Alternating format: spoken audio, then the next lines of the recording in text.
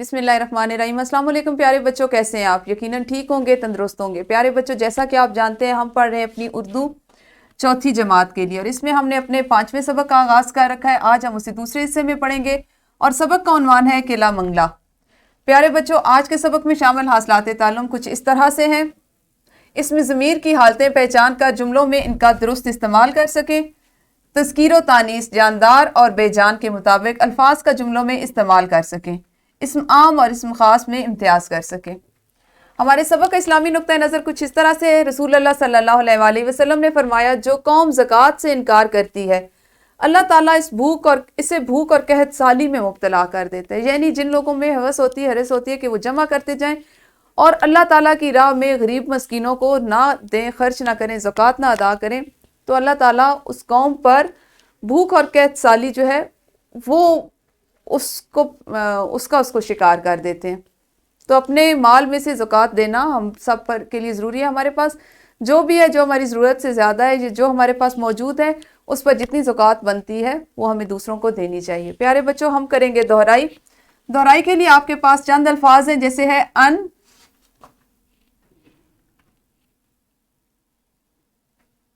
دل، بے، گیر، دان اور کار۔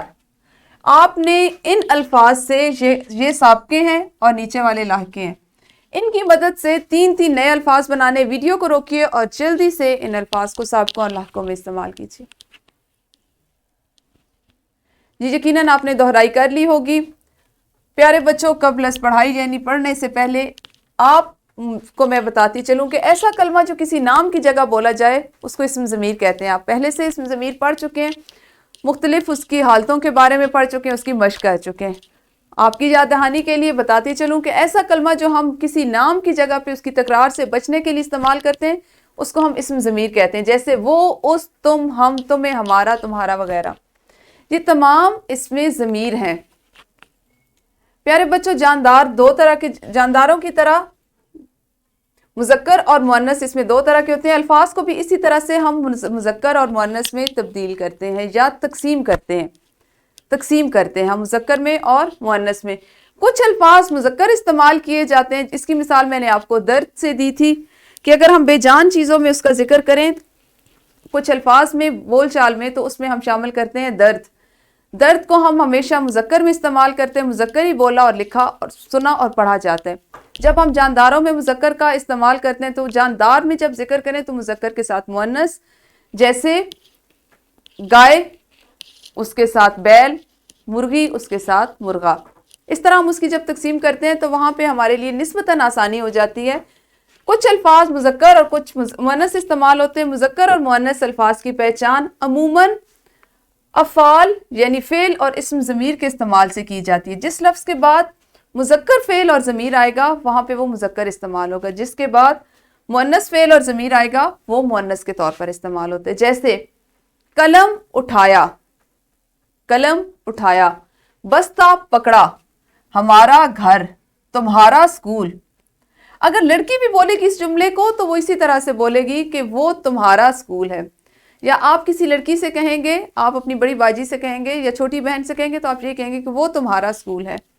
پھل کھایا، علم حاصل کیا۔ علم کو کبھی بھی ہم مؤنث میں استعمال نہیں کر سکتے۔ اسی طرح غلطی کی، صبح ہوئی، شرط لگائی، نماز پڑھی، ہماری مشکلیں، ہماری مشین یا ہماری مشینیں، اور ہماری زبان۔ تو کچھ الفاظ ایسے ہوتے ہیں جو مؤنث ہوتے ہیں تو ان کو مؤنث ہی استعمال کیا جاتا ہے۔ زبان کو آپ کبھی مذکر کے طور پر نہیں استعمال کر سکتے، نماز کو کبھی آپ مذکر کے طور پر نہیں استعمال کر سکتے، صبح کو کبھی آپ مذکر کے معنی میں نہیں لے سکتے۔ تو الفاظ کو ان کے معنی کو جانتے ہوئے ان کے جاندار اور بے جان ہونے کی اس خصوصیت کی بنا پر آپ اس کے تذکیر و تانیث کو الگ الگ کرتے ہیں۔ پیارے بچوں، اس کے بعد ہے اسم خاص۔ وہ اسم جو کسی خاص، جیسے اس کے نام سے ظاہر ہے، کسی خاص شخص، جگہ یا چیز کے لیے بولا جائے اس کو ہم اسم خاص کہتے ہیں۔ اور اسم عام، جیسا کہ نام سے ظاہر ہے، ایسے اسماء، ایسے اسم جو کسی عام چیز کے لیے استعمال ہو ان کو ہم اسم عام یا اسم نکرہ کہتے ہیں، جیسے شہر، گھر، بستہ، گھوڑا، دروازہ وغیرہ۔ آپ نے کرنی ہے ایک سرگرمی کچھ یوں ہے کہ آپ نے سبق کا مطالعہ کرنا ہے اور اس میں سے اسم ضمیر کی مختلف حالتوں کے لیے استعمال ہونے والے الفاظ ڈھونڈنے ہیں۔ الفاظ ڈھونڈیں، اپنی معلمہ کو بتائیں، وہ تختہ تحریر پر درج کرتی جائیں گی. اور 5 مذکر اور 5 مؤنث الفاظ بھی اس سبق میں سے آپ نے تلاش کرنے ہیں اور معلمہ کو بتانے. ویڈیو کو روکیے اور جلدی سے سرگرمی کو کیجیے. یقیناً آپ لوگوں نے سرگرمی سر انجام دے لی ہوگی. ہم بڑھتے ہیں اپنی مشق کی طرف، اور مشق میں شامل سوال نمبر 7 اور سوال نمبر 8. درج ذیل الفاظ کو تذکیر و تانیث کے حوالے سے علیحدہ لکھیں اور اسم ضمیر کا استعمال کرتے ہوئے جملے بنائیں اور جملوں میں ان کا استعمال کرنا ہے. ٹھیک ہے. اس کے بعد آپ کا ہے گھر کا کام. گھر کے کام میں سبق میں موجود کوئی سے 5 مذکر الفاظ کو آپ نے جملوں میں استعمال کرنا ہے، اور آپ کے لیے ایک ورک شیٹ ہے. ورک شیٹ ڈسکرپشن باکس میں موجود ہے. آپ کی معلمہ اس کو ڈاؤن لوڈ کر کے پرنٹ آؤٹ آپ کو دے دیں گی.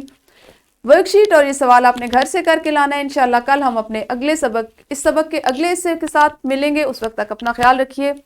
اللہ حافظ. شکریہ.